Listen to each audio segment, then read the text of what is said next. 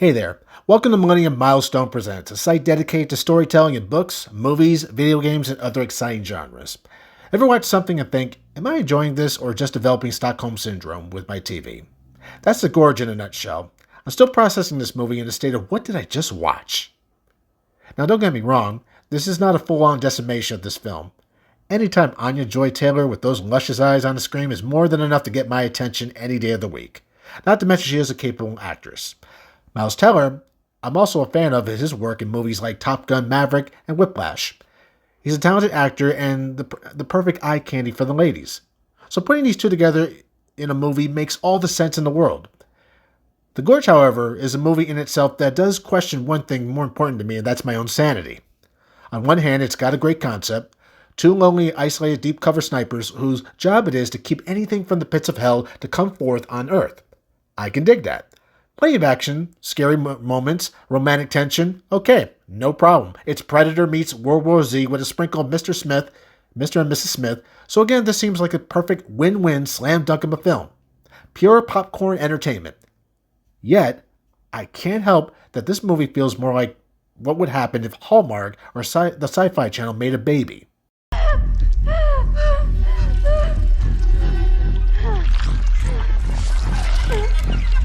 Get it away from me. Oh no. Oh no, indeed. So why the mixed feelings?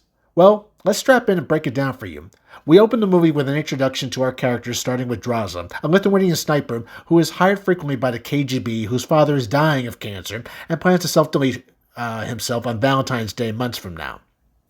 Then on the other side of the world, you have Levi Kane, a man who was waking nightmares at night, suffering from PTSD. Kane is recruited by a female version of Deep Throat from the X-Files named Bartholomew, played by Sigourney Weaver, to venture to a top-secret site known only as the Gorge. It's a one-year assignment with no contact with anyone. What could possibly go wrong? A simple vacation. Levi is introduced to his assignment by JD, who after his tutorial leaves only to get deleted from his assignment permanently. He finds a mural of others. Levi also finds a mural of other soldiers that had the similar assignment for decades. After his first night at the Gorge, he sees across the other side a woman who clearly is here for the same assignment as he is.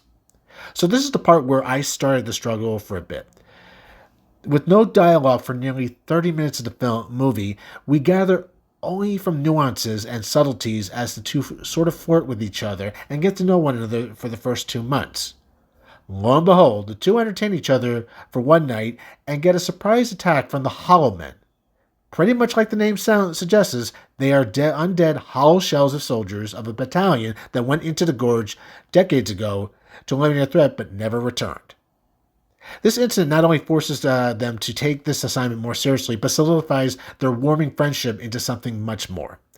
After months of writing love notes to each other across the Gorge, Levi decides enough is enough and launches a zip line across the Gorge to see Draza in person and have dinner, and well, you know what else.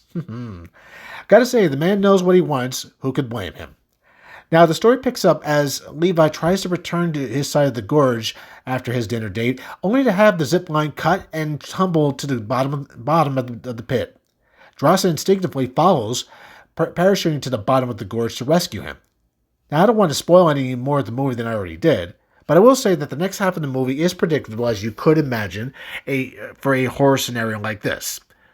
What bothers me in this latter half are some of the most cringiest elements that force me to ignore them in order to enjoy this film.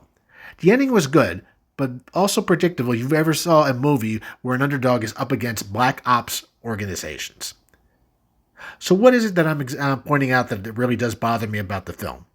Well, for one thing, while both Miles Teller and Anya Taylor-Joy hold their own in this movie with their performances, it's the lazy narrative of the story that leaves me trying to understand the plot points and where the story was headed in the first place. For instance, the movie could have benefited from an ensemble cast trying to keep anything out from the Gorge from coming out.